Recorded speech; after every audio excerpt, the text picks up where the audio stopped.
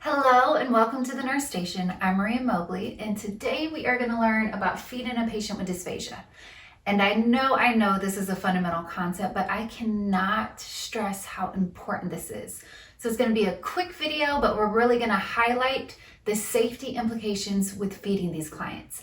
And I really want you to understand the first thing that I always teach my students when it comes to question breakdown: identify the topic of the question. So feeding a patient with dysphagia, when you identify the topic according to Maslow's, my students always say airway. And I say, let's think a little bit more. Are they choking yet? So they say no. So they'll label the topic risk of airway, which I absolutely agree with. But remember, any risk of problem, right? Don't we have to gather more data to act? Our first step in our nursing process is assessment. And then based upon your assessment, if you have a right now problem, you don't waste time, you act. But this is still a risk of problem. And I'm like, hey, but can we do something? Can we act for these patients? And you absolutely can, because I need you to understand a risk of airway problem is a right now safety problem. Okay, so if we think about it like that way, and again, RN, I know y'all are going to be future registered nurses, but I want you to understand right now safety problem, meaning you can act and you should act to keep these patients safe to prevent a potential airway problem. So let's start. Prior to feeding, it is safety 101 to know the diet of your client. My students' first time in fundamentals, their very first clinical, I give them a list ahead of time. You have to know these things for safety implications in the care of your client, and diet is one of them. Are they on thin liquids, meaning they can drink normal liquids? Do they have a nectar thickened diet? Do they have a honey thickened liquid diet? Are they advanced to soft foods? Or are they still eating full liquids? Diet is so important. So know your patient's diet. Look at any swallow studies or recommendations for eating. Traditionally, speech does the swallow studies and assesses the ability for a client to take down different types of foods and liquids. So that isn't traditionally performed by nurses. We do have individuals that, for instance, speech therapy, that know how to do it and are trained to do it, but you still need to know the results and the implications related to how they swallow and how you can best feed and care for them while eating. Provide adequate rest and stimuli. So we're going to get to what we need to assess beforehand, but please understand there's so many patients that could have dysphagia for multiple reasons. A big example is they've had a stroke and now they have some type of weakness, paralysis to one side or the other. That could affect your ability to swallow. But also know that when you're about to feed a client with dysphagia, they need to be alert. They need to be rested. We need to decrease stimuli because fatigue further impairs your ability to swallow. So we want them ready to respond to our directions. We need them to react and let us know if they're having trouble. So that's why we really want to make sure they are rested and we decrease stimuli. Turn off the TV, right? Cut down any loud distractions. You need them focused on you as you feed them. Oral care and assistive devices. Make sure your patient's dentures are in. Whatever they need to eat successfully. There's also assistive devices that actually, we have something, for instance, called a dysphagia cup that can help or assist them to better safely swallow. So provide any assistive devices that are needed. Oral care actually stimulates the appetite, and we want to ensure that we hope that they feel hungry. We hope that they have a desire to eat. So this will assist with that. Positioning is high fowlers with the head flexed forward. The closer you tuck your chin to your chest, the easier it is for you to swallow. So that is the best position to feed a patient with dysphagia. Ensure suction is at the bedside. We're going to get into these signs of aspiration in just a second. At any moment while feeding, if your patient is showing you signs of aspiration, you need to stop and you need to act. So suctioning at the bedside. Also think, if you have impaired swallowing, your normal oral secretions build up in your mouth. So just suctioning out secretions might be necessary for these patients. So we need to ensure that's at the bedside.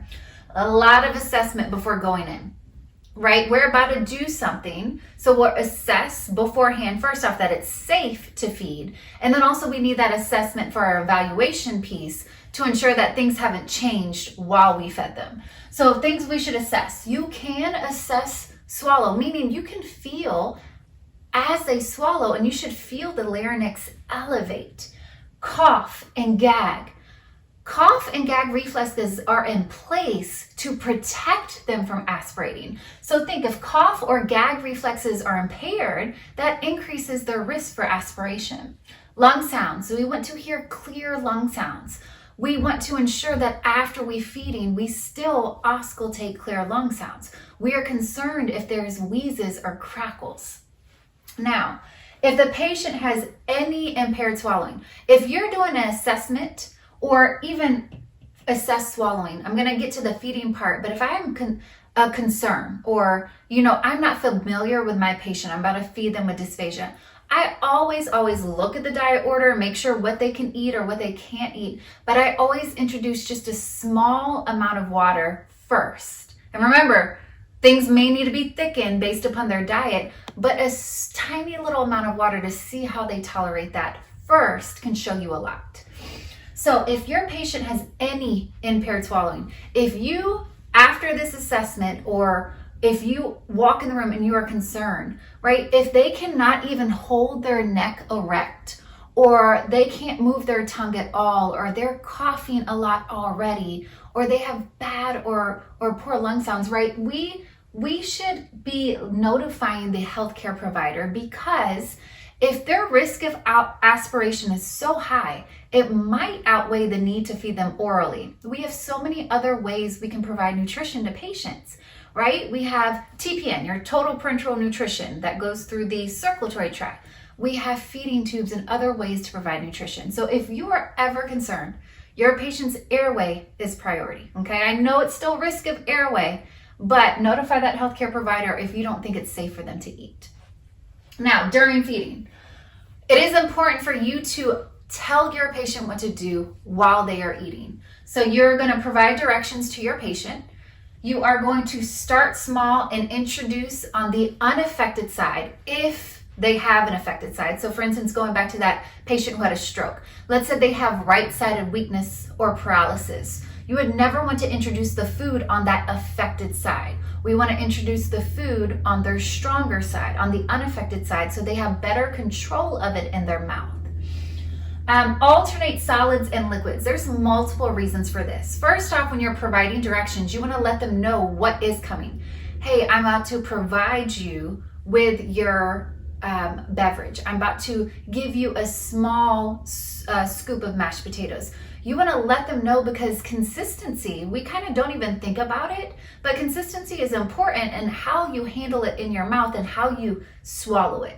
So not only are we wanting to let them know the consistency, but we alternate between solids and liquids, because when we talk about pocketing of food next, right?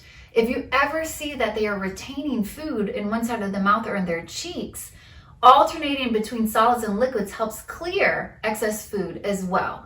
So we want to alternate solids and liquids. We do not want to use straws. It's much harder to control liquid in the mouth when using a straw because it goes in too quickly. So we avoid straws with these clients. Assess for pocketing of food, right? If you need to give them plenty of time to eat, to chew. Tell them to take their time.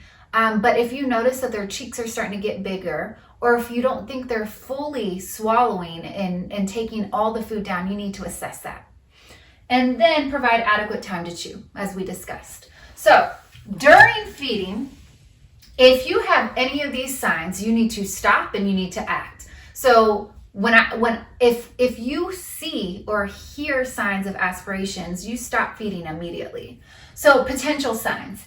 Any changes in breathing pattern. If all of a sudden you're feeding a patient and they start to get tachypnic, or they start to have shortness of breath, or you just see that they're having a more difficult, labored effort to breathe, you should stop and assess your patient, or act if you actually have secretions or pocketed foods or things like that that you need to handle. Coughing or choking, of course. If a patient is choking, you will stop right then and get it out of their airway. Whether it needs to be the Heimlich, you have suction at the bedside, you will remove whatever is obstructing their airway safely.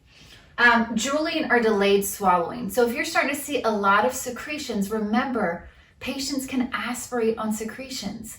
We have our epiglottis, right? When we swallow, our epiglottis should cover our airway if everything is functioning appropriately, but that's the whatever their history is or whatever is going on with their facial muscles or whatever may have been impaired, it may not be working as it should. So we need to protect that airway.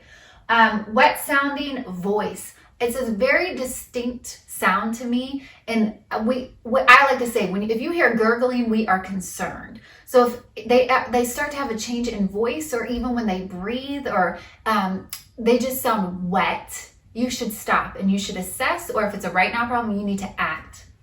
Signs of aspiration pneumonia. There is something called silent aspiration where you might not, or the patient may not present with signs. You might not be able to identify right then and there that they've aspirated. So what you would continuously be on the lookout for these patients in general is signs of aspiration pneumonia.